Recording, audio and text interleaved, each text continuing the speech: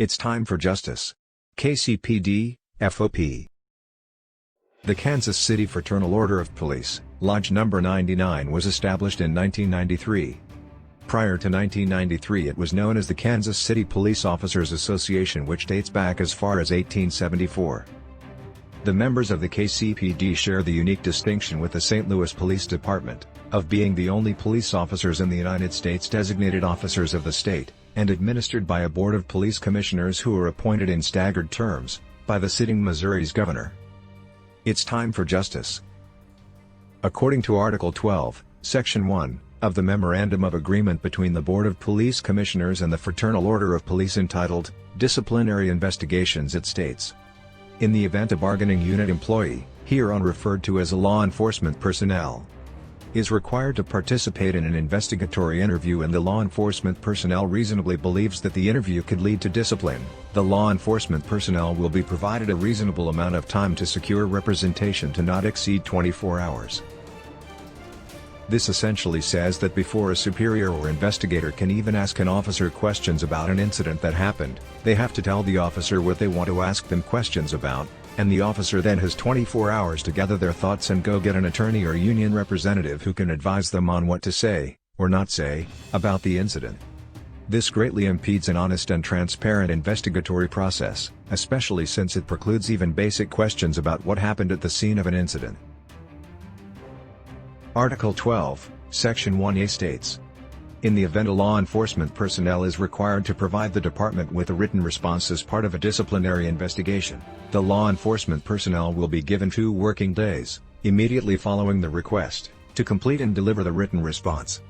Prior to any investigatory interview or request for a written response, the law enforcement personnel may request access to videos and police reports regarding the incidents that is subject to the investigation.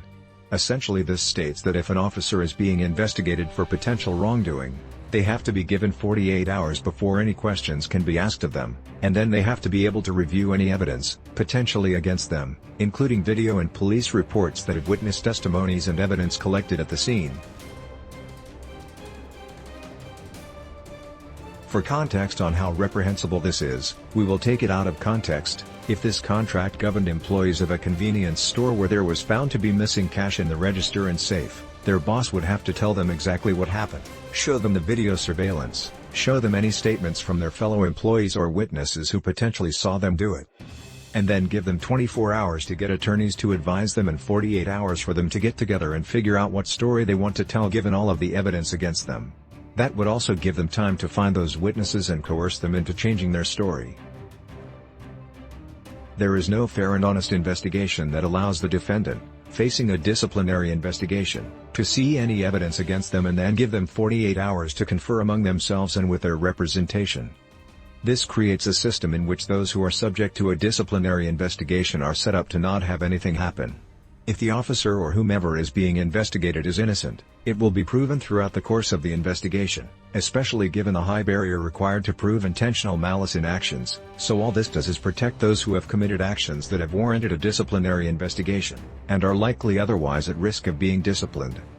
This almost single-handedly erodes public trust in the fairness and integrity of the police department as an institution.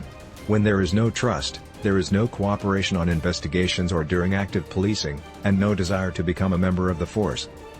In combination with the lack of de-escalation training, and PD deciding on a warrior method of policing versus a community-centric guardian policing methodology, is one of the most important factors that has allowed the devolution of trust in the PD and thus the skyrocketing crime rates we are seeing. Many understand that they need law enforcement, especially given the 30% unemployment rate in many of the most active areas pre-COVID-19. The current contract between the Fraternal Order of Police and the Board of Police Commissioners, and every single contract prior to it, has done nothing more than protect bad officers. It literally condones misconduct and wrongdoing. The current contract is due to expire in a few months, so we have an opportunity to make certain that the new one holds our law enforcement officers accountable, not just simply give them a pass. The current contract as it is written today is a threat to the citizenry of this great city, and at minimum several provisions must be amended, or the entire contract terminated. The citizenry of this great city deserve more from those sworn to protect and serve, and it is accountability that we demand. It's time for justice. Kcpd, FOP.